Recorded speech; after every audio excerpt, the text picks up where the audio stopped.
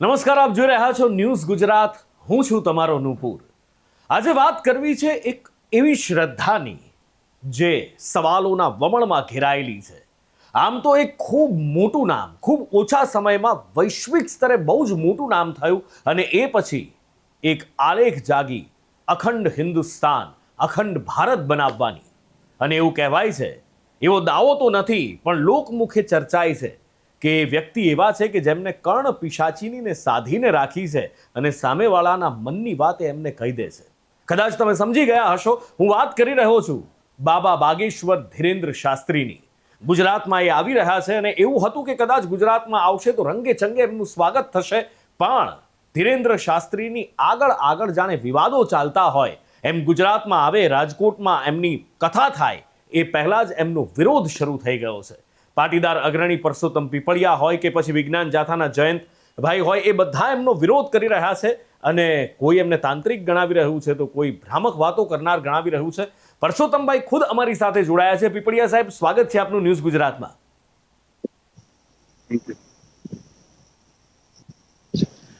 પરસોત્તમભાઈ, એ જાણવું છે કે તમે કહી રહ્યા છો કે મારી ઉપર કોઈ કાળી વિદ્યા કરી દે, કોઈ મેલી વિદ્યા કરી દે અથવા તંત્ર મંત્ર કરી દે તો માનું.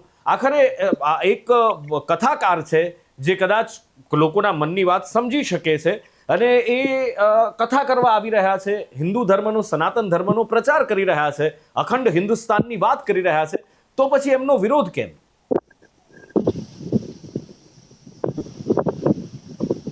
બાગેશ્વર ધામના ધીરેન્દ્ર શાસ્ત્રીજી હનુમાનજીની કથા કરવા આવે તો કોઈ વિરોધ હોઈ શકે જ નહીં. અમારો વિરોધ છે પણ નહીં અને ક્યારેય પણ કરીએ પણ નહીં.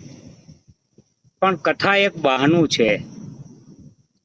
હરેક કથામાં, આ અગાઉ પણ રાજકોટમાં આવ્યા હતા ત્યારે પણ કથાનું જ બહાનું હતું અને પાછળથી દરબાર લાગે છે. એની અંદર જે કાંઈ ખેલ કરવામાં આવે છે, જે કાંઈ ચીઠી ચબરકી કાઢવામાં આવે છે, ડાકીની સાકીની, એ બધાને પડમાં લાવીને જે ધૂણવાની બાબતો આવે છે, જે ભવિષ્ય વેતા તરીકે કોઈને ગુમરાહ કરવામાં આવે છે, કોઈના રોગ મટાડવાના શ્લોકને એ બોલે છે, એ ધતિંગ નહીં તો શું કહેવાય? એટલે આવા ધતિંગો આ એઆઈ યુગમાં અને જ્યારે નવી પેઢી વિજ્ઞાન તરફ અને રોકેટ ગતિએ આગળ વધી રહી છે ત્યારે આપણે શું આપણા બાળકોને અંધશ્રદ્ધામાં ધકેલવા છે? આ અંધશ્રદ્ધા કહેવાય અને અંધશ્રદ્ધા ફેલાવવાનું કાર્ય કરવું જોઈએ નહીં. પછી બાબા બાગેશ્વર હોય કે XYZ, કોઈ પણ તાંત્રિક, અઘોરી, કોઈ પણ હોય, જે અંધશ્રદ્ધા તાંત્રિક વિધિ કરે છે એ આપને ખબર છે ને કેવા પરિણામો આવે છે. આ કમળ પૂજાઓ થાય છે, પોતાના બાળકોને વધેરી નાખવાના દાખલાઓ છે કમળ પૂજામાં. અને શારીરિક શોષણો આપને ખબર હોય તો કેટલાક તાંત્રિકો કરી રહ્યા છે અને એવી પણ ઘણી બાબતો ઘણા તાંત્રિકોની આવે છે. આપ જાણો છો કે આવી રીતે બાબાઓ છે એ અંધશ્રદ્ધા ફેલાવશે તો મારી દ્રષ્ટિએ આવતી પેઢીને આપણે જવાબદાર રહેશું. એટલે આવું ન કરવું જોઈએ અને આવું કાંઈ ક્યાંય પણ ધર્મ ગ્રંથમાં લખ્યું નથી અને આવી તાંત્રિક કે એવું કાંઈ અસ્તિત્વમાં જ નથી. આ માત્ર ને માત્ર લોકોને મૂર્ખ બનાવવાની બાબત છે. અમારી ઉપર જેને તંત્ર અજમાવવું હોય અજમાવે, અમે હર હંમેશા તૈયાર છીએ. તાંત્રિક વેળા જેને કરવા હોય અમારી ઉપર કરે, ભોળા ભક્તોને ભોળવી અને આમાં ન પાડે. એટલે અમારી માત્ર ને માત્ર કહેવાનું એટલું જ છે કે આવી પ્રવૃત્તિથી બાબાએ દૂર રહેવું જોઈએ. હા, પણ જે આપણા મંત્રોની તાકાત, જે શ્લોકની તાકાત, આપણે જે શ્રી યંત્રો, એ યંત્રોની તાકાત, આ તો બધું વેદોમાં લખેલી વાત છે. આપણે મહાભારત કાળથી જોઈએ કે કોઈ પણ જે અસ્ત્ર શસ્ત્ર છે એને પ્રગટાવવા માટેના પણ શ્લોક આપેલા છે, એના માટેના પણ મંત્રો છે, વેદો છે, ઉચ્ચારણો છે. તો શું આ બધું પણ ખોટું માનો છો તમે? જો કોઈ પણ વિધિ છે એની સામેનો વિરોધ નથી. આ વિધિ નથી, આ જાદુગીરી છે, આ તાંત્રિક છે, આ ઢોંગ છે. આવી કોઈ વિધિ મને બતાવો કોઈ પણ ધર્મ ગ્રંથમાં લખ્યું હોય તો. અને વાત રહી જ્યોતિષશાસ્ત્રની, તો એ ખગોળ આધારિત છે અને વૈજ્ઞાનિક ખગોળ આધારિત ભવિષ્યવક્તા હોય છે. બાકી બીજા કોઈ જ્યોતિષ કરતા હોય જેને કોઈ નોલેજ નથી તેવા, એ અલગ બાબત છે. પણ સાચા જ્યોતિષો છે એ ખગોળ આધારિત ભવિષ્ય ભાગતા હોય છે. પરસોત્તમભાઈ, મારો જેવી સવાલ રીતે જ્યોતિષ પૃથ્વી ઉપર ઉપર કે એના 70% ઉપર પાણી હોય છે. આગળ આવીએ, સાથે ચર્ચા કરીએ આની ઉપર. જયંતભાઈ પંડ્યા પણ આપણી સાથે જોડાયેલા છે. જયંતભાઈ, બહુ પહેલા આપણે વાત થઈ હતી જ્યારે હું સંદેશમાં હતો એ વખતે મેં તમને એક વાત કરી હતી, કદાચ એક સલાહ આપી હતી કે આ નાના નાના તાંત્રિક ભૂવા ભારાડીને તમે પકડો છો, કોઈ મોટા ઉપર હાથ નાખો તો તમને માનીએ. એક નાના ભાઈ તરીકે તમને ચેલેન્જ પણ આપી હતી. મને લાગે છે કે તમે એ ચેલેન્જ સ્વીકારી લીધી છે જ્યારે બાબા બાગેશ્વરને તમે ચેલેન્જ આપી છે એમના પર હાથ નાખ્યો ત્યારે. એક તો આપને જાણ ખાતર અમે રાજકોટ જામનગર જિલ્લામાં એક કાલાવડ પાસે ભાવભૂ ખીજડીયામાં 1 લાખ માણસો ત્યાં ભેગા થતા હતા. હું ત્યાં 200 SRP અને 100 પોલીસ લઈને 1 લાખ વચ્ચે જઈ અને જે તંત્ર વિદ્યા કરતા હતા અને લોકોને રોગ મટાડવાનો, અસાધ્ય રોગનો દાવો કરતા હતા એનો પર્દાફાશ કર્યો હતો. એની સામે પોલીસ કેસ પણ દાખલ કર્યો હતો અને 9 વર્ષ કેસ ચાલ્યો હતો. એટલે બહુ મોટું ઓપરેશન છે, ઓપરેશન કર્યું હતું. અંકિત, હા હા હા જયંતભાઈ, તમને સાંભળું છું, બોલો.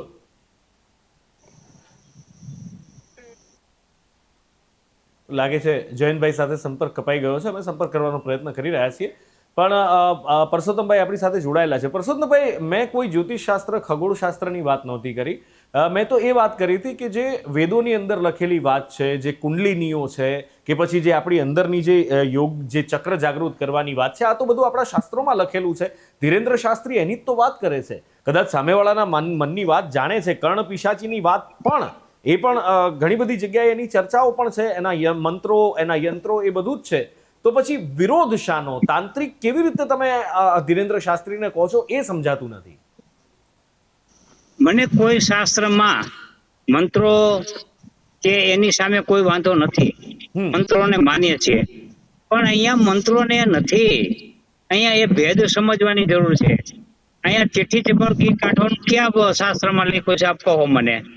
ધૂણવાનું ક્યાં શાસ્ત્રમાં લખ્યું કે ધૂણી અને પિચાસીની, ડાકીની, સાકીની જે કોઈ એના પડમાં આવે અને એક ઝાટકે એમને બહાર લાવે છે, એવું ક્યાં શાસ્ત્રમાં લખ્યું છે? એટલે પોતાની મેળે જે આ ધતિંગ કરે છે એની અમે વાંધો છે. શાસ્ત્રનો ક્યારેય વાંધો હોઈ શકે નહીં. શાસ્ત્ર આવકાર્ય છે અને જે શાસ્ત્ર પ્રમાણે વિધિ થતી હોય એ કરે એમાંય વાંધો નથી. પણ આ શાસ્ત્ર પ્રમાણેની વિધિઓ નથી. આ જાદુગીરી છે, સામૂહિક વિદ્યા છે, સામૂહિક જે માસ સમૂહન છે એવું છે, પ્લાન્ટેડ હોય છે. આપ જાણો છો ઘણા બાબાઓ અગાઉ પણ આવી ગયા, આવા ઘણા બાબાઓ કે જે પોતે અગાઉ તમે શું ખાવ, જાંબુ ખાવ, તમે રસગુલ્લા ખાવ, તમે ઢોકળા ખાવ એટલે તમને સારું થઈ જશે. આવું ક્યાંય હોય? ક્યાં શાસ્ત્રમાં લખ્યું છે આ બધું? છતાં એ બાબાઓ આજે એનો ચાહકો એવડો મોટો છે કે જેની આપણે કલ્પના કરી શકીએ નહીં. અને આ બધા પ્લાન્ટેડ હોય છે. આ ફેબ્રિકેટેડ વ્યક્તિઓને ઉભા રાખી અને પોતાના વ્યક્તિઓ પાસે આ બધું બોલાવી અને લોકોને ગુમરાહ કરે છે, ભક્તોને ગુમરાહ કરે છે. કોઈ પણ ધર્મ ધુરંતરનું કામ માત્ર ધાર્મિક પ્રચાર ને પ્રસાર કરવાનું હોય છે, ધતિંગ કરવાનું હોતું નથી. પણ પરસોત્તમભાઈ, એ જ તો વાત ધીરેન્દ્ર શાસ્ત્રી પણ કરી રહ્યા છે. સનાતનના પ્રચારની વાત કરી રહ્યા છે. અફઘાનિસ્તાનથી છે કટક સુધીને આ બાજુ દક્ષિણમાં તો છે જ, અખંડ ભારત બનાવવાની વાત કરી રહ્યા છે.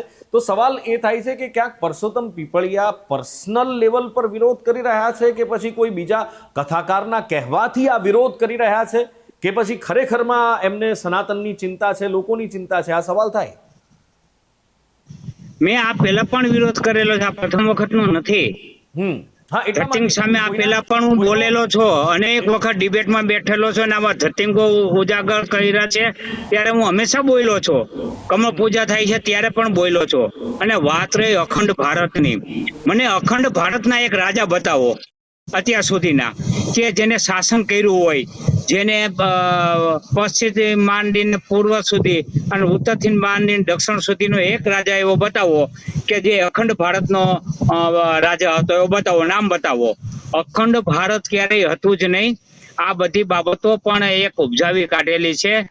હિન્દુ નામનો કોઈ ધર્મ નથી, સનાતન ધર્મ છે અને સનાતન ધર્મ પ્રમાણે જે કાંઈ સનાતીઓ છે એમાં એની આસ્થા છે. હિન્દુ એ પણ એક ભૌગોલિક પરિસ્થિતિ છે, એ પણ સભ્યતા છે, એ ધર્મ નથી એવું ખુદ સંઘના વડાએ પણ કીધું છે. એટલે આ બધી બાબતો કોન્ટ્રાવર્સી ઊભી કરીને એક લોકોને ગુમરાહ કરવાની બાબત છે. ચલો, લોકોને ગુમરાહ કરવાની બાબત છે કે કેમ, અને મારો બીજો એક સવાલ એ પણ હતો કે ક્યાંક કોઈનો હાથો તો પરસોત્તમભાઈ નથી બની રહ્યા ને બીજા કોઈ કથાકારને કદાચ ધીરેન્દ્ર શાસ્ત્રીથી ઈર્ષા હોય કે કેમ, એનો સવાલની આગળ ચર્ચા કરીએ. પણ જગદીશભાઈ મહેતા, રાજકીય વિશ્લેષક, આપણી સાથે જોડાયા છે. જગદીશભાઈ ફોનલાઈન પર મારી સાથે જોડાયા છે. જગદીશભાઈ, ન્યૂઝ ગુજરાતમાં આપનું સ્વાગત છે. અત્યારે ધીરેન્દ્ર શાસ્ત્રીનો વિરોધ થઈ રહ્યો છે. જયંત પંડ્યા હોય કે પાટીદાર અગ્રણી પરસોત્તમ કાકા હોય, આ બધા વિરોધ કરી રહ્યા છે. તમે કેવી રીતે જુઓ છો એને, આ વિરોધને? જુઓ નુપુરભાઈ, પરસોત્તમભાઈ પીપળિયા અને જાથાના ચેરમેન જયંતભાઈ પંડ્યા બંનેને હું ઓળખું છું, રિસ્પેક્ટ આપું છું. દરેક બંને પોતપોતાના ક્ષેત્રમાં માહેર છે. જયંતભાઈએ પણ અંધશ્રદ્ધા નિવારણમાં બહેતરીન કામ કર્યું છે. ના નહીં કે અનેકો જગ્યાએ દરોડા જેવું પાડીએ, જેને આપણી ભાષામાં દરોડા કહીએ, પણ ટૂંકમાં એ જાય છે અંધશ્રદ્ધા ફેલાવનારા કે લોકોને છેતરનારા જે છે એને ગિરફ્તાર કરાવડાવ્યા છે. અને રહી વાત પરસોત્તમભાઈ પીપળિયાની, સહકારી અગ્રણી છે ને કાયદે આઝમ પણ એને કહેવામાં આવે છે. કાયદાના નિષ્ણાંત છે, સહકારી ક્ષેત્રના નિષ્ણાંત છે. બંને લોકોનો મત સાથે હું સહમત છું કે દરેકે પોતાનો મત વ્યક્ત કરી શકે પણ લાદી ન શકે. વ્યક્ત કરવો ને લાદવો એ બે વચ્ચે તફાવત છે. મને રીંગણાનું શાક ભાવે એટલે હું તમને ભીંડાનું શાક ખાવા ન દઉં એવું ન હાલે. મને રીંગણા ભાવે છે એ હું કહી શકું અને રીંગણા ખાવાથી શું ફાયદો છે શું નહીં એ બધી વાત કરી શકું, પણ તમે ભીંડા ખાવ છો એ ખોટું એમ નહીં. આપની જાણ ખાતર નુપુરભાઈ, બાબા બાગેશ્વરના દિવ્ય દરબારમાં જે પરચી વગેરે કાઢે છે એ બધું સાચું ખોટું ઇધર ઉધર એ પછીની ઘટના છે. હું એમ કહું, અગર કોઈને અત્યારે ચોટીલામાં ચામુંડા માતાજીનું મંદિર છે, બધા ત્યાં જાય છે, બાધા આખડી રાખે છે. સત્તાધારમાં એમ કહેવાય છે કે એક પીપળો છે, ત્યાં ભૂત જે છે એનું નિવારણ કરવામાં આવે છે. સ્વામિનારાયણ ભગવાનનું હાલો, બીજા બધા સત્તાધાર ને ચોટીલા નહીં તો પ્રાચીન તીર્થો છે, માન લ્યો સાળંગપુરમાં હનુમાનજી મહારાજનું મંદિર છે ને ત્યાં પણ ભૂત પ્રેત કાઢવામાં આવે છે ને હજારો લોકો ત્યાં આવે છે. હવે તમે વિચાર કરો, જેને વળગ્યું હોય એને ખબર પડે, અથવા તો સારું ખોટું જે હોય તે એ લોકોની સાથે કોઈ એક પણ ફરિયાદ કોઈએ કરી નથી. એટલે બાબા બાગેશ્વરના દિવ્ય દરબારમાં પણ માની લો કે પરચા કાઢીને કહેવામાં આવે કે આ જગદીશભાઈ છે, જગદીશભાઈની આ સમસ્યા છે ને એનો આ ઉકેલ છે, તો એમાં કઈ કોઈને કઈ કહેવામાં તો નથી આવતું કે તમારે મને આટલા રૂપિયા આપવા અથવા તો ફલાણું કરવું. એની જે કઈ શક્તિ હોય તે એનો એ લોકોનું કહેવાનું એમ છે કે હનુમાનજીની કૃપા છે. બીજા બધા જેમ ભાઈ આપણા જયંતભાઈ થી માંડીને બધા લોકો કહે છે, તો ઈ શું કહે છે કે ભાઈ જેમ કે એક અખિલ ભારતીય અંધશ્રદ્ધા નિર્મૂલન સમિતિ, એ લોકોનું માનવાનું એમ છે કે ભાઈ આ બરાબર નથી, આ તો એક બુદ્ધિપૂર્વકની માઇન્ડ ગેમ છે. એ લોકો એને માઇન્ડ રીડિંગ કહેવામાં આવે છે, કોલ્ડ રીડિંગ એવો પણ શબ્દ વાપરવામાં આવે છે. પણ મારો એક તર્ક જુદો છે નુપુરભાઈ.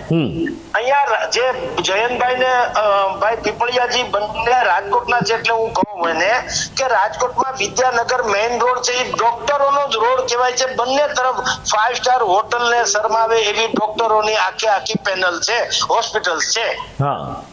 એક પણ જેને અડધી એબીસીડી રોકી લીધી હોય એટલા ડિગ્રીધારી લોકો છે ને ફલાણાના નિષ્ણાંત ઠીકણાના નિષ્ણાંત એવા એને બોર્ડ મારેલા છે. એક પણ ડોક્ટર એમ કહી દે કે હું ફલાણું દર્દ ને નિર્મૂલ કરી શકીશ, એક ભાઈ છે મેયર છે હોથીભાઈ અમારા મિત્ર છે, એને શરદી થઈ છે, કેવળ શરદીની એલર્જી અને એને દુનિયા કહી દીધું ડિગ્રીધારી એમડી જેમડી જેટલું આવતું એટલું શરદું મટાડી નથી શક્યા. તમે વિચાર કરો, અને જો એને કોઈના આશીર્વાદથી આશ્વાસનથી સાંત્વનાથી પણ જો એને રાહત થતી હોય તો મારી દ્રષ્ટિએ એમાં કઈ ખોટું નથી એમ કહું છું. આ જેટલા તીર્થ સ્થાનકો છે બધી જગ્યાએ લોકો શું કામ છે, ત્યાં ક્યાં ભગવાન સામેથી કહે છે કે આવો જગદીશભાઈ, હું સાળંગપુર જાતો હનુમાનજી મને બોલાવાના કે બોલો બોલો જગદીશભાઈ કઈ કામ કરજો તો કેજો, એવું છે નહીં. મને કેવળ એક આસ્થા છે કે હું અહીંયા જાઉં મને જરાક માનસિક રાહત થાય, તો ખોટું મારી દ્રષ્ટિએ નથી. પણ આ બંને ભાઈઓ જયંતભાઈ કે અશોક ભાઈ પરસોત્તમભાઈ પીપળિયાજી, એના વિચારો સાથે હું બિલકુલ સહમત છું. અંધશ્રદ્ધા કોઈને વિરોધ કરવો જોઈએ, પણ તમારી જાણ ખાતર તમે એને એમ કે અમે ત્યાં અટકાવશું આનું થાવ, એ ના કરતા તમે તમારા વિચારો સમાજ સમક્ષ મૂકી દો. સમાજને યોગ્ય લાગશે, સમાજ બેવકૂફ નથી. એક જમાનો હતો આપણો દેશને મદારીનો દેશ કહેતા, હવે આપણે કોમ્પ્યુટર યુગમાં આવી ગયા ને, વિશ્વભરની એઆઈ યુગમાં હવે તો આવી ગયા જગદીશભાઈ, તમે સમજી લો. એટલે મારી ઈચ્છા એમ છે કે આ બધા બંને વડીલો બુદ્ધિશાળી જે લોકો છે વધારે સ્વીકૃત તો બને કે એ પોતાની વાત શાલીન ભાષામાં તર્કસંગત રીતે કે, દાદાગીરી જેવું નહીં અથવા તો કડવાશ ભર્યું નહીં. બસ આ બે વસ્તુ છોડી દે તો એ લોકો પણ એટલા સ્વીકૃત બને જેટલા બાબા બાગેશ્વર કે જિગ્નેશ દાદા કે મોરારી બાબુ કે ફલાણા કે બધા એટલા થાય.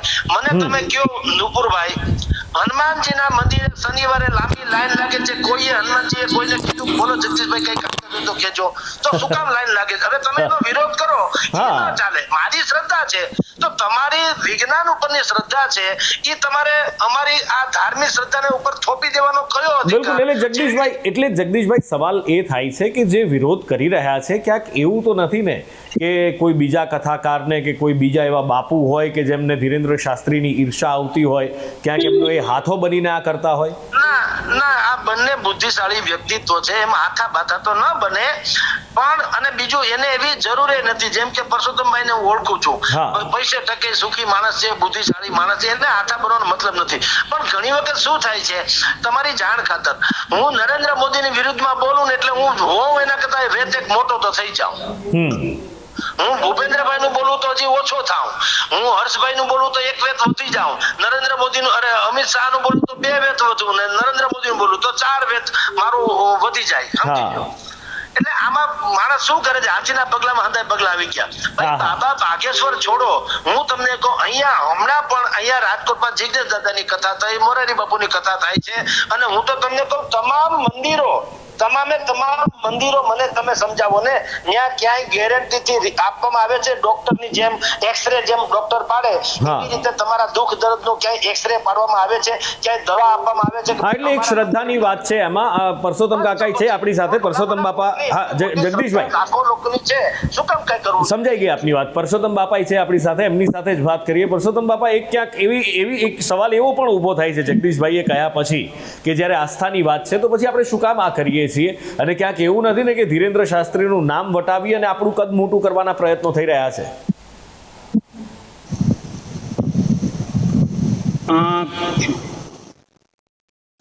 હું ડોક્ટર ભણેલો માણસ છું, હું ચોદો પર બિરાજું છું. મારે કોઈ પણ પ્રકારની કોઈ અપેક્ષાઓ હોતી નથી. મારે ધીરેન્દ્ર શાસ્ત્રીને આપેલા મેં ક્યારેય મેળવ્યું નથી, જોયા નથી. મારે શું લેવા દેવા? મને જ્યાં એવું લાગે કે ધર્મ વિરુદ્ધનું છે ત્યારે બોલું છું, રાષ્ટ્ર વિરુદ્ધનું હોય ત્યારે પણ બોલું છું.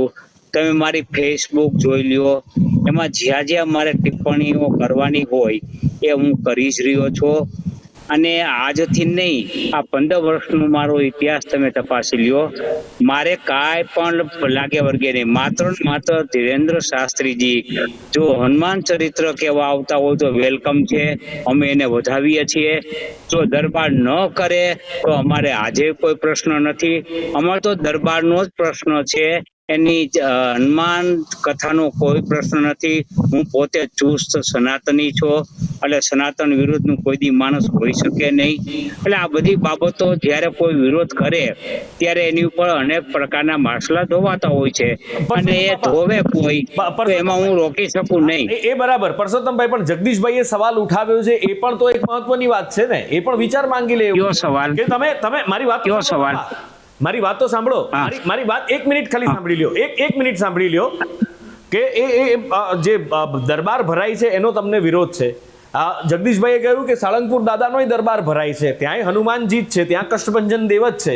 જો એમના દરબારનો વિરોધ નથી તો ધીરેન્દ્ર શાસ્ત્રીના દરબારનો વિરોધ કેમ? સાળંગપુર મારી ઘણી પોસ્ટ જોવો સાહેબ. મેં સ્વામિનારાયણનો પણ વિરોધ કરેલો છે, જ્યાં જ્યાં કરવાનો હતો ત્યાં દરબાર ભરાય તો હું એનો વિરોધ કરીશ જ. ત્યાં જો આવી ચીટી ચબરખીને નાખવામાં આવે, આ મારા નોલેજમાં નથી, અને નોલેજમાં હોય તો હું એનો પણ વિરોધ કરું. કોઈ મારા સગા થતા નથી. ધર્મની અંદર સાંભળો, ધર્મ આપણે કોઈ એમ કે મારા નોલેજમાં નથી તો એ સમજી લો કે ગુજરાતી નથી. દાયકાઓથી ભરાય છે ને. તમે સાળંગપુરમાં દર્શન કરવા ક્યારેય ગયા જ નથી? શું હું સ્વામિનારાયણને માનતો જ નથી. સ્વામિનારાયણ કોઈ ધર્મ જ નથી, એ એક પંથ છે, એની એક વિચારધારા છે. એને સનાતનને કાંઈ લાગતું વળગતું નથી, તો મારે એમને ત્યાં જવાની જરૂર શું? હું બહુ મજબૂત ડ્રાઈવર છું, હેવી ડ્રાઈવર છું, ઊંધા પાટે નહીં જવા દઉં. મારું કહેવું એ છે કે સ્વામિનારાયણની વાત નથી, કષ્ટભંજન દેવ દાદાના દર્શને તમે નથી ગયા? અરે ભાઈ, સ્વામિનારાયણના કષ્ટભંજન છે. અરે અમારા કષ્ટભંજન છે બાપા, શું વાત? નહીં, મારી વાત સમજો. એ સનાતનના કષ્ટભંજન હોત તો એને ગર્ભગૃહમાં ઈ બિરાજતા હોય. સ્વામિનારાયણના રખેવાળ તરીકે એને બાયણે ન રાખ્યા હોત. એટલે તમને ખબર, જ્યાં કોઈ તમે સ્વામિનારાયણના મંદિર જોવો, જ્યાં મારી વાત સાંભળો, જ્યાં કોઈ સ્વામિનારાયણના મંદિર જોવો તો ગર્ભગૃહમાં છે એ જન્મેલા બેઠા છે, અવતરેલા નહીં. કોઈ પણ સ્વામિનારાયણનું મંદિર જુઓ, શંકરના ડેરા હોય, ગણેશજી બાયણે બેઠા હોય, હનુમાનજી બાયણે બેઠા હોય.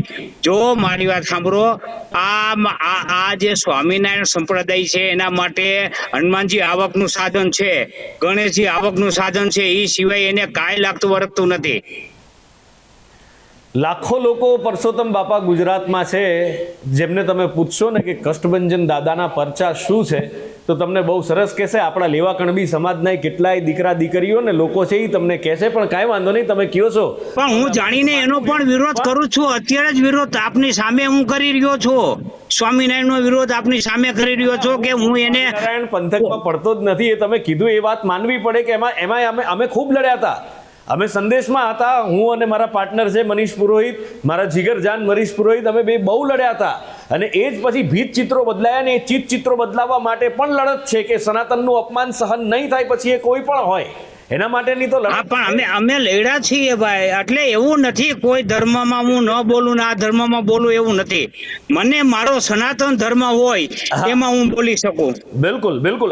અમે સનાતન માટે લડતા જ આવ્યા છીએ અને એનું અપમાન ક્યારેય સાંખી જ ન લઈએ, એટલા માટે જ વાત છે. પણ ત્યારે મારી પોસ્ટ ઉપર મારી સાથે છે જગદીશભાઈ. જે આપણે કષ્ટભંજન દાદાના દરબારનો વિરોધ નથી થતો, પરસોત્તમ બાપા તો એમ કહે છે કે મને ખબર જ નથી કે ત્યાં દરબાર ભરાય છે. લ્યો બોલો. હું તો એનાથી પણ નુપુરભાઈ બીજી વાત કરું. જ્યારે આપણે લોકશાહી તંત્રમાં જીવીએ છીએ, એક કોર કરોડો લોકોની શ્રદ્ધા છે, એક કોર અશોકભાઈ, અરે ભાઈ પરસોત્તમભાઈ કે જગદીશભાઈ કે જયંતભાઈ, એટલે ભાઈ અમે ક્યાં ને ઈ ક્યાં લેવલની વાત કરવી જોઈએ. મોરારી બાપુની ભૂલ રમેશ ઓઝા કાઢી શકે, પૂજ્ય ભાઈશ્રી અથવા પૂજ્ય ભાઈશ્રીની ભૂલ કે કાંઈ ખામી હોય તો મોરારી બાપુ કરે એ વેલિડ ગણાય. હું એમ કહું કે તેંડુલકરને હું ક્રિકેટર માનતો નથી, મારું શું આવે મને કયો? હા, હું એમ કહું લતા મંગેશકરને હું ગાયિકા નથી માનતો, કોયડું ન માનતો, તારું કોઈ ભોજભાઈ માનતું નથી. એટલે યાર આ બધી બાબતો આપણે ખાલી આ તો ઠીક છે સાહેબ, વિવાદ જગાવીએ છીએ, બાકી મારી દ્રષ્ટિએ તો અમુક વસ્તુમાં સર્વશ્રેષ્ઠ દવા છે અવગણવાની. એટલે પરસોત્તમ બાપાને અવગણી દેવાના. એનું કારણ છે તમારી જાણકારી, આપણે ત્યાં ભારતમાં જેટલા પણ તીર્થ સ્થાનકો છે, ઉત્તરાખંડ તો દેવભૂમિ જ કહેવાય છે. આપણે જેમ દ્વારકાને દેવભૂમિ કહીએ છીએ, ઉત્તરાખંડ તો આખી દેવભૂમિ છે. હવે બદ્રીનાથ કેદારનાથ લોકો જાનના જોખમે જાય છે, અને અમરનાથમાં તો આ લોકોને બરફનો ગોળો જ કહેશે કે તો સાયન્ટિફિકલી બરફનો ગોળો બને છે. એટલે ભાઈ તમારા માટે ગોળો છે, બીજાના માટે એ પરમાત્મા, તો વાંધો શું તમને એમ કહું.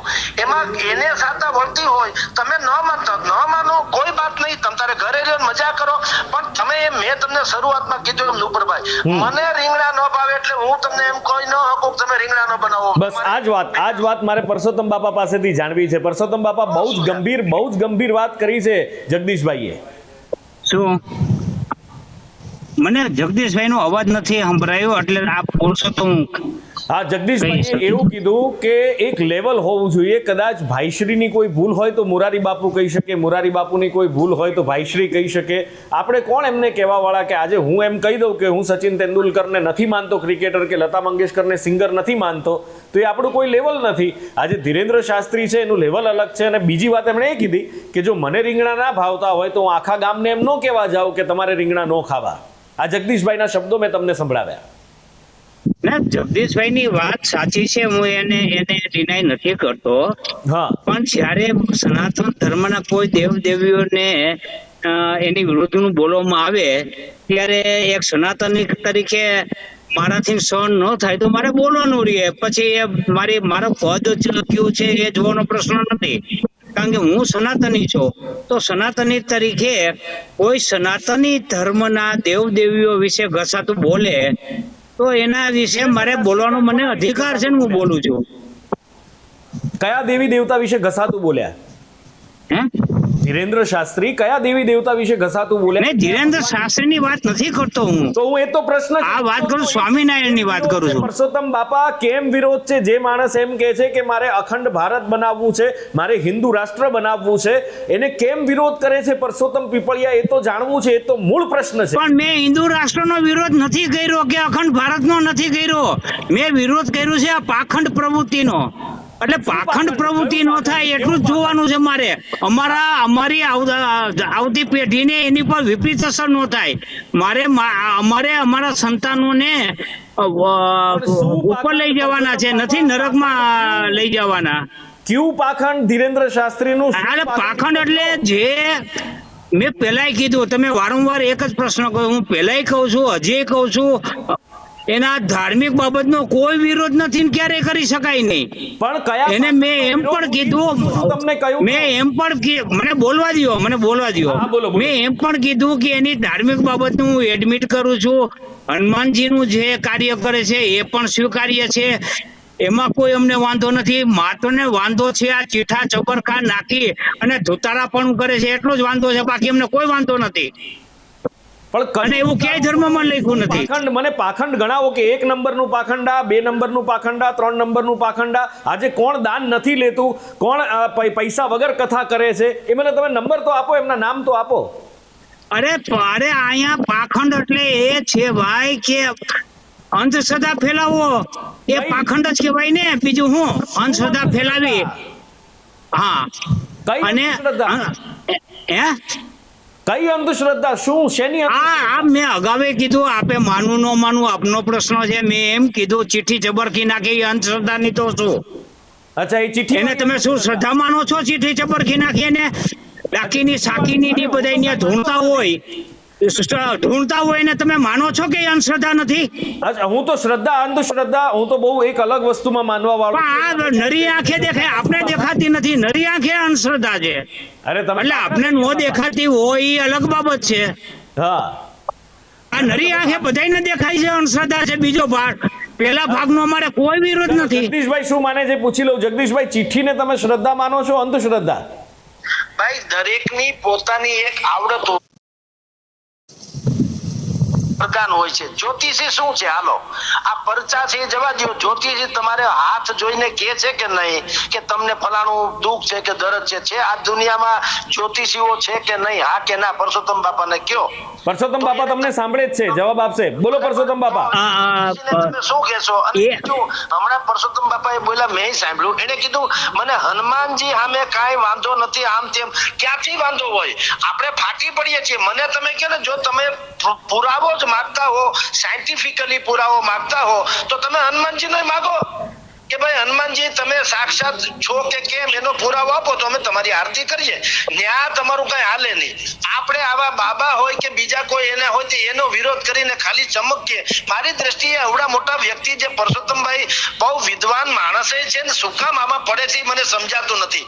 જો જયંત પંડ્યાની જુદી ઘટના છે, એને અસંખ્ય જગ્યાએ દરોડા પાડીને ખરેખર કેટલાક ગરીબ લોકોને, જે લોકો ધૂતરી લેતા હતા, એનો પર્દાફાશ કર્યો. એટલે એને તો હજી અધિકારે ખરો, સમજી લ્યો. પણ ભાઈ અશોકભાઈ, પરસોત્તમભાઈ ને મારી વિનંતી, તમારી જાણ ખાતર એ ન જાણતા હોય તો, કે શ્રી બાગેશ્વર જન સેવા સમિતિ નામની એક બાબા બાગેશ્વરની સમિતિ છે, અને એ સમિતિમાં ગરીબ દીકરા દીકરીઓ માટે સામૂહિક કન્યા વિવાહથી માંડીને બધું કાર્યક્રમો થાય છે. એક અન્નપૂર્ણા રસોડું છે, ત્યાં બધા હજારો લોકો 24 કલાક ભોજનની વ્યવસ્થા છે. આરોગ્ય ક્ષેત્રે તેઓ Shri Bageshwar Dham cancer hospital and medical and science research institute, ટૂંકમાં એક કેન્સર હોસ્પિટલની સ્થાપના કરી રહ્યા છે, જ્યાં મફતમાં સારવાર અને બાકી તમામ વસ્તુ મળવાની છે. પછી ગૌ સેવા અને પર્યાવરણ, જે અત્યારે ગ્લોબલ વોર્મિંગમાં સૌથી મોટો મુદ્દો છે, તો એણે કીધું કે ગૌશાળા એ ઉપાય નથી. એક હિન્દુએ એક ગાયને પાળવી જોઈએ. નુપુરભાઈ, તમારી જાણ ખાતર આજે બકરી ઈદની ડિબેટ બધી ચેનલોમાં ચાલે છે. પશ્ચિમ બંગાળમાં શું થયું ખબર છે? પશ્ચિમ બંગાળના હિન્દુઓએ અંડરલાઈન હિન્દુઓએ કીધું કે મેં ભારતીય જનતા પાર્ટીની સરકાર, મમતાની સરકારને કેન્સલ કરીને લઈ આવ્યા. બહુ દુઃખ થયું. અમારે 2500 કરોડ રૂપિયાનું નુકસાન થયું. નુકસાન શેનું ખબર છે? ઈ કે ગાય અમારે દોવા દેતી હતી, ઈ વહુકી ગઈ, પછી અમે એને વેચીને કતલમાં જવા દઈએ, કુરબાની, જેને વિધર્મીઓ કુરબાની કે છે, એમાં અમે 2500 કરોડ રૂપિયા કમાતા હતા. હવે અમારો ધંધો ચોપટ થઈ ગયો. તમે કલ્પના કરો, જેને આપણે 33 કરોડ દેવતાનો વાસ હોવાનું ગાય માતાનું કહીએ છીએ, રાષ્ટ્ર માતા ઘોષિત કરવાની વાતો અમુક મૌલવીઓએ પણ કરી કે ગાયને રાષ્ટ્ર માતા, મૌલવીઓ, મુસ્લિમ મૌલવીઓ, બોલો. અને અસુદ્દીન ઓવૈસીએ પણ કીધું કે તમે એને રાષ્ટ્રીય પ્રાણી જાહેર કરી દો, પશુ જાહેર કરી દો, તો કતલ ન થાય. હવે આવા મુસલમાન લોકો આવું કે છે, પણ આપણા હિન્દુ લોકો, પશ્ચિમ બંગાળના લોકોએ કીધું અમારો 2500 કરોડનો ધંધો એમ કે પડી ભાંગ્યો. કારણ કે બિલકુલ એ વાત આપણને ખબર છે, પણ એ સમયે જ્યારે ધીરેન્દ્ર શાસ્ત્રી આટલું સનાતન માટે કરતા હોય, તમે કલ્પના તો કરો કઈ હદે આપણે છીએ.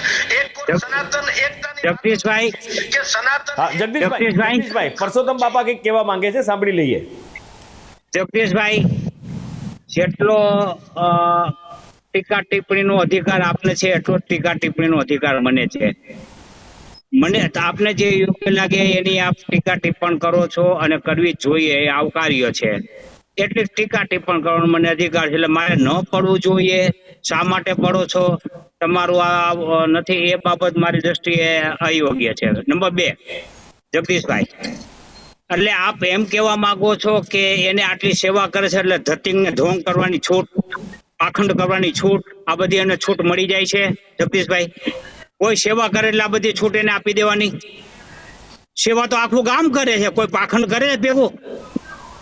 આટલા સંતો, આટલી હોસ્પિટલો, આટલી સેવાકીય સંસ્થાઓ ચાલે છે, એટલે એને પાખંડ કરવાની છૂટ, એને પરવાનો આપી દેવાનો? એટલે આ વસ્તુ જસ્ટિફાઈ થઈ શકે નહીં.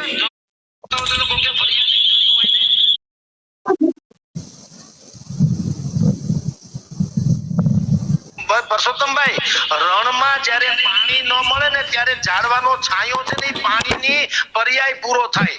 ભલે પાણી નથી પણ છાંયો મળે તોય માણસ અડધી કલાક વધુ જીવી જાય. એમ કોઈના આશ્વાસન થકી અગર આપણું કંઈક ભલું થઈ જતું હોય, કોકને સાંત્વના મળતી હોય, સાહેબ તમે ને હું કદાચ બે રોટલે પાણીએ સૂકી છે, લોકોના દુઃખ દર્દ દુનિયા ભરના છે. આપણે બેઠે બેઠે વાત કરીએ એમ ન હાલે. ડૂબતો માણસ તરણું પકડે. અને આ લોકો હવે વૈજ્ઞાનિક પદ્ધતિને આ તમારા જેવા બધા જ લોકો જેણે એનો વિરોધ કર્યો છે એ બધું ધ્યાને રાખીને જગ જાહેર કરે છે ને ખૂણે ખાતરે નહીં. એટલે મેં આપે મને કીધું કે મને અધિકાર છે, હું સંપૂર્ણપણે તમને માને આપું છું. તમારો અધિકાર છે એને હું બિલકુલ રિસ્પેક્ટ કરું છું. મેં શરૂઆતમાં કીધું તમને અધિકાર જ છે, પણ અધિકાર કેવો હોવો જોઈએ? તમે વૈજ્ઞાનિક અભિગમ તમારો સ્પષ્ટ કરો, જનતાને સ્વીકારી હશે તો તમને માનશે. આજ સુધી કોઈ લેબોરેટરીની બાધા કોઈએ રાખી, મંદિરની રાખી, પાળિયાની રાખી, પણ કોઈએ લેબોરેટરીની રાખી બાધા? ચાલો ભાઈ ફલાની લેબોરેટરીમાં, ભાઈ જેને જેની શ્રદ્ધા, ને તો સાયન્ટિફિકલી તો લેબોરેટરી બહુ કામની છે. પણ તમારી જાણકારી એક્સરે ને કોઈ મટાવીને અહીંયા પોતાની ત્યાં ઘરમાં મૂકે નહીં. મારા ને તમારા ફોટા જ મૂકવા, એક્સરે મુકાય નહીં. એમ વાસ્તવિકતા ઘણી સારી છે, પણ કોકનું ભલું થતું હોય અને કોઈને છેતરતા નથી, બલકે લાખો કરોડો રૂપિયાનું દાન ધર્મ કરીને બીજા મેં તમને કીધું એમ એ વૈદિક ગુરુકુળ ચલાવે છે, ગૌશાળા નહીં પણ એક એક ગાય પાળવાની વાત કરે છે, અન્નપૂર્ણા ભંડાર છે, કેન્સર હોસ્પિટલ છે, સમૂહ લગ્ન વગેરે કરાવે છે. તો હવે આમાં તમારે ક્યાં અંધશ્રદ્ધા આવી કે કોને લૂંટી લીધા? ચાલો જવાબ લઈ લઈએ, પરસોત્તમ બાપાનો જવાબ લઈ લઈએ. હા પરસોત્તમ બાપા. અને એ ધર્મ જે સેવા કરે છે એને મેં ડિનાય કર્યું જ નથી. આ એક ને એક બાબત 3 વખત બોલવાથી ને એ સાબિત થઈ ગયેલી છે. સાબિત કરવાની જરૂર નથી જગદીશભાઈ. એની સાથે હું અસહમત છું એવું પણ નથી, પણ ધતિંગ કરે છે એ તમે માનતા નથી. એ તમારી વિચારધારા છે. ધતિંગ કરે છે એવું હું માનું છું, મારી વિચારધારા છે. કારણ કે એ કેન્સર મટાડે છે. કોનું કેન્સર? તો આ ટોળો બધા ખોટા. જો એ સાચા જ હોય તો રાષ્ટ્રની સેવા કરવી જોઈએ એને, કે આતંકવાદીઓ ક્યાંથી આવે છે એને સેવા કરવી જોઈએ, કે ડ્રગ ક્યાંથી આવે છે એને સેવા કરવી જોઈએ, તપાસની એજન્સીને સહાયરૂપ થવામાં અને રાષ્ટ્રના હિતમાં સેવા કરે. આ ડોક્ટર તરીકેની કામગીરી એને એ કઈ ઓલાથી કરે છે અને કેન્સર મટાડે છે, બીજા રોગ મટાડે છે. આ બધું તમે નથી જોતા? આ પણ છે. એટલે બધી બાબતો ઉજાગર છે. અને તમને જો આનું ડિટેલ જોતી હોય તો હું આપવા પણ તૈયાર છું. મારી પાસે 10 પાનાની એની ડિટેલ છે. હું એમનું નથી બોલતો. હું હવામાં ક્યારેય નહીં બોલું. મારી પાસે આધારભૂત પુરાવા નહીં હોય તો હું જગદીશભાઈ ક્યારે બોલીશ નહીં. હું તમને અત્યારે અડધી કલાકમાં 10 પાના મોકલું છે, વાંચી લ્યો. તો ગાય કાપવાની વાત, એટલે કોઈ મૌલવી એમ કીધું કે ભાઈ નામ જ બકરી ઈદ છે તો ગાય શું કામ, ઊંટ શું કામ? ઊંટ ઈદ ક્યાં છે? ગાય ઈદ ક્યાં છે? છે તો બકરી ઈદ. તોય કોઈ બોલે છે, નથી બોલતું. આપણે છે માથાકૂટ, ફલાણા ભાઈ નું આ છે ને ઓલાનું. અરે ભાઈ મારે પાડોશીમાં નો જવું જ હોય. પાડોશી શું કરે છે જોવું જોઈએ. મારે મારું ઘર સાફ કરવાનું છે. સનાતની તરીકે મારે મારું ઘર સાફ કરવાનું છે. બીજામાં મારે પડવાનું ન હોય. બીજાના ઘરમાં મારે દખલગીરી કરવાની ન હોય. ઈ એના જે હોય કરે, અથવા તો જેને હરકતું લેવાની તે ઓલી હોય એ કરે. મારે હું કામ બીજાના ધર્મમાં પડવું જોઈએ? મારે મારા ધર્મમાં પડવાનો મને અધિકાર છે. બાકીના ધર્મમાં મારે હું કામ બોલવું જોઈએ? અમુક વસ્તુ છે ને ઓલા કે ને ગામડામાં એક કહેવત છે કે હાથી તોળાતા હોય ને ત્યારે ગધેડા ધડામાં જતા હોય. કેટલીક વસ્તુ અવગણવાની હોય. માની લો કે આ પરચા છે, આકર્ષણનું એક કેન્દ્ર છે, એમ માનીને પણ બાબા બાગેશ્વર કરતા હોય, જેને કારણે લાખો લોકોનું ઓડિયન્સ આવે. એ લાખો લોકો તો પોતાના દુઃખ દર્દ રજૂ કરવા આવે, પણ લાખો લોકોને જોઈને કેટલાક દાતાઓ કરોડો રૂપિયા આપે તો ઈ બાને આ લોકો હોસ્પિટલથી માનીને સમાજના કામ થતા હોય. તો એ પદ્ધતિમાં ખોટું શું છે? ધતિંગ ક્યારે કહેવાય? કોકને ઉલ્લુ બનાવીને પૈસા લઈ લે ને પછી એને કઈ મેલું ગુગળું કરે અને એનું જીવન બરબાદ થાય. તો આબાદ થતું હોય તો ક્યાં? તમારી ધતિંગની વ્યાખ્યા ઈ છે, પૈસા લેતો ધતિંગ કહેવાય નકર ન કહેવાય. સમજાણું નહીં? એવું કહેવા માંગો છો આપ કે પૈસા લેતો ધતિંગ નકર ધતિંગ નહીં? એક મિનિટ, હું આપનો સવાલ પહોંચાડી દઉં. પરસોત્તમ બાપા એવું કહે છે કે પૈસા લઈને કરે તો જ ધતિંગ કહેવાય, બાકી ધતિંગ ન કહેવાય. પણ તમને હાલો તમે ડોક્ટર પૈસા લે છે કે નહીં બતાવી દો, હાલો લ્યો. તો એ ધતિંગ નહીં, હાલો મારું દર્દ ન મટાડી દે, પૈસા તો લે છે કે નહીં, સાયન્ટિફિક છે કે નહીં, તો શું કરું એને ધતિંગ કેવું? કોના દર્દ મટા? આવા હજારો માણસો છે. પોતાના અરે ખુદ રામદેવ હતા, ઈ ખુદ દર્દ મટાડવાની વાત કરતા, ઈ પોતે હોસ્પિટલમાં દાખલ થાય છે. અલગ રીતે પૂજે છે, હું ને તમે અલગ પદ્ધતિ, પૂજા પદ્ધતિ અલગ, મૂળ ક્યાં જાય છે બધું. જેટલા બાબાઓએ પોતાના દર્દ મટાડવાની વાત કરી છે ગામના, ઈ પોતે હોસ્પિટલમાં જાય છે. તમે મને કહો ને, વિદ્યાનગર મેઇન રોડ ઉપર હોસ્પિટલ છે, બધા આપણા એક્સરે લે છે, દુનિયાભરના રિપોર્ટ કરાવે છે, મટાડી છે. કોઈ ગેરંટી મારે ત્યાં લ્યો કે હું વૈજ્ઞાનિક છું, ભણ્યો છું, મારી પાસે દુનિયાભરના સાધનો છે, શરીરની ભીતર શું છે એ મને બધી ખબર છે, ક્યાં હૃદય છે, ક્યાં કિડની છે, ક્યાં ફલાણું છે, ઢીકણું છે. હું તો તમને એમ કહું, એક મશીન બનાવો લ્યો. આપણે રોટલો દાળ ભાત શાક ખાઈએ એટલે લોહી થાય છે ને, તમે એક મશીન બનાવો, ઉપરથી ઘઉં નાખો, લોહી નાખો, આપણે તમે ઘઉં નાખો, પછી જીરું, તેલ, હળદર, મીઠું નાખી ને ચાપ દબાવો ને એક ટીપું લોહીનું પાડી દો લ્યો. તો હું કહું